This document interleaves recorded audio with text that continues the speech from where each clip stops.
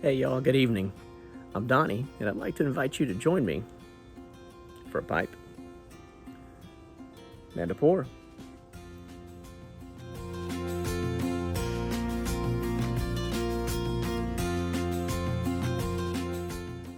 Happy Easter to all you fine folks out there in the YTPC. Hope you've had a fantastic weekend and Easter holiday. A little later than I'd hoped for today to be able to sit down with you folks for a pipe and a pour. But it's been a wonderful weekend and a fantastic day celebrating life, celebrating Easter. So I appreciate you stopping by for a few. By way of introductions, if you've been following along, you know that it is now the end of March, which means my brief love affair with English blends is coming to an end for now. So for the last 3 months, I've been doing nothing but smoking English blends. And I thought, let's go back to where it all started. So that's where we come in with the dark you're not going to see, but it's the Merchant Service 4 Square. This is where I started it. And as I mentioned previously, there's no way in the world I'm going to get through all the English blends that I wanted to in these 3 months. And probably went and tried too many within these 3 months to really be able to get to know any of them. But I was just really, I knew I couldn't let March and this experience slide by without giving the father of English blends a go.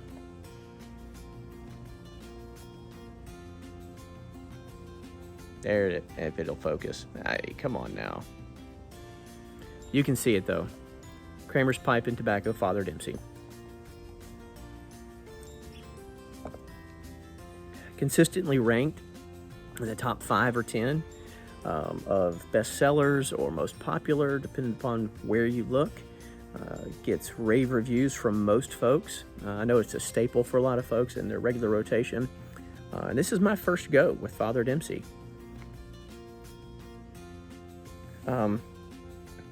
On the nose out of the 10, you do get, it's a very deep, rich smokiness. Very much like the English blend that you expect, which, if you've been following along, I've missed on the last couple. But yeah, that charcoal sort of nose, not off-putting, kind of warm and comforting. Only about halfway down the bowl at this point. But I will admit that it's not living up to the hype so far. I know half a bowl is not nearly enough to make any sort of pass any sort of judgment, but I'm enjoying it. It does have a nice patio backyard note, a little bit that I can get, and a bit of a gurgle. Interesting, that's fun. All right. And tonight's pour. I was thinking about something that might pair well with a heavy Latakia English blend, but not be overpowering. Something that might complement. So I chose from the back of the cabinet. This is Redwood Empire's Lost Monarch.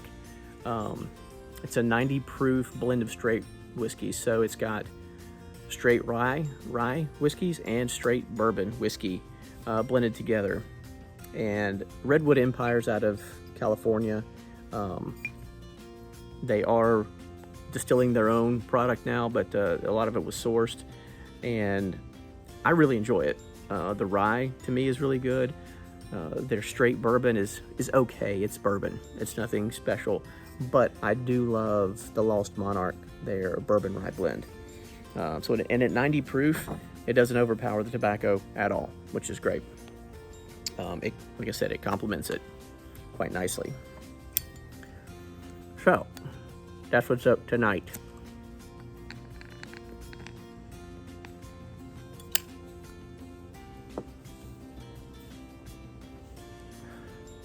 So as I come to you guys on Easter Sunday evening, here at the very end of March, I'd plan on doing a recap and talk about the last 3 months spent with only English blends. I think in total I ended up with 14 or 15 English blends that I tried over the last 3 months. But I'm not going to do that yet. I was also going to go ahead and announce to you guys and talk about my upcoming giveaway. Yeah, it's about dang time, isn't it? But to celebrate my 1 year anniversary in the YTPC/birthday, I want to do a giveaway. But I'm not going to talk about that just yet. Still working out some details there. And obviously I could discuss, the hiking trip that my daughter and I took on Friday afternoon and had a fantastic time, and the beauty of nature, God's creation in spring. We could talk about NCAA basketball tournament because I've been loving it. We sat with family today and watched Tennessee take one on the chin from Purdue, and then watched NC State upset Duke. So there's lots of great things going on in that world, but I'm not going to get too far into there either.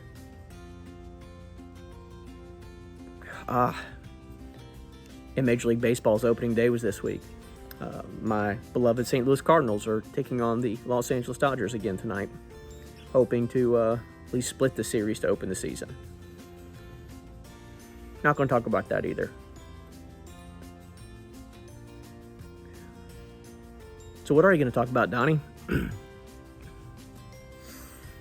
On this Easter evening, I feel compelled to talk about something that has been bouncing around and been quite popular on the YTPC here in recent weeks and months.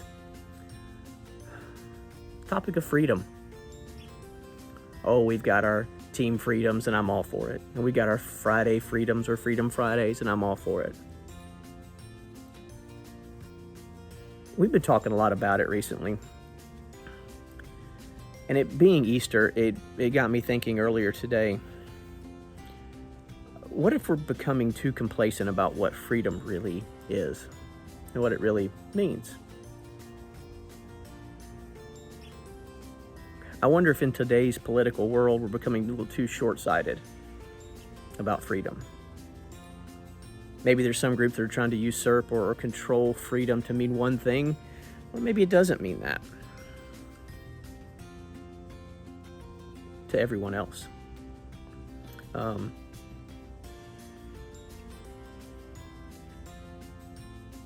I wonder if our freedom that we talk about, especially here in the States, is becoming too exclusive. That it's for some, but not others, not all. Obviously, there's different definitions of freedom, because each one of us comes from a different place with different experiences. Each one of us comes with different wants and needs in our lives.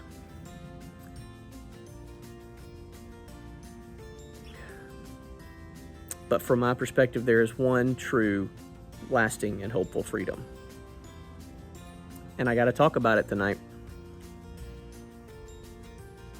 But I want to sort of juxtaposition a common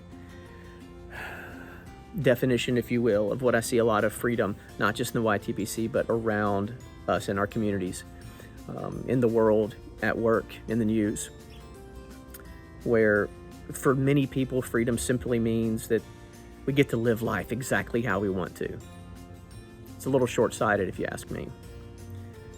We can go where we want, whenever we want, do whatever we want, get whatever we want. But very rarely is there discussion in that around freedom with the accountability or the outcomes of the going and doing and saying and acting however you want. We can't discount that part of it. Not for true freedom. We can't discount that part. We're part of a community, so there has to be accountability. We're part of a community, so there's got to be a consideration for others and the outcomes of our actions and our words.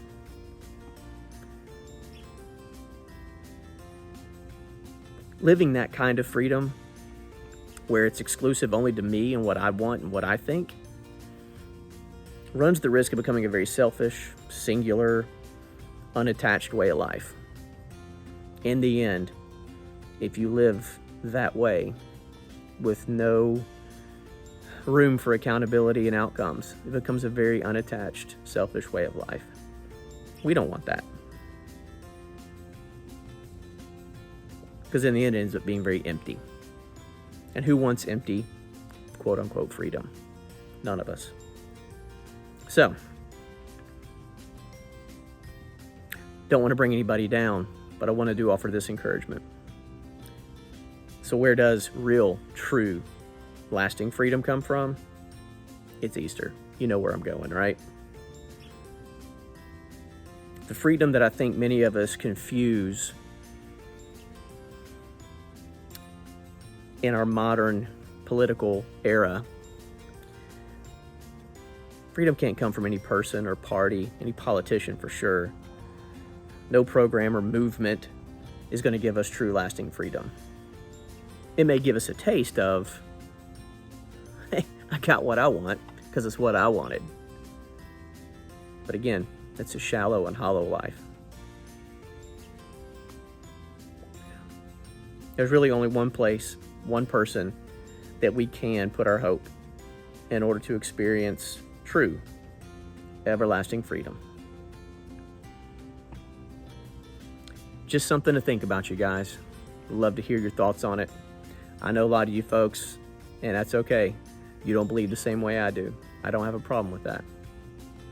But I want to encourage you to think. I want to encourage you to consider, when I talk about freedom, what do I mean? And see if it lines up with selfish motives or a greater cause. I don't know.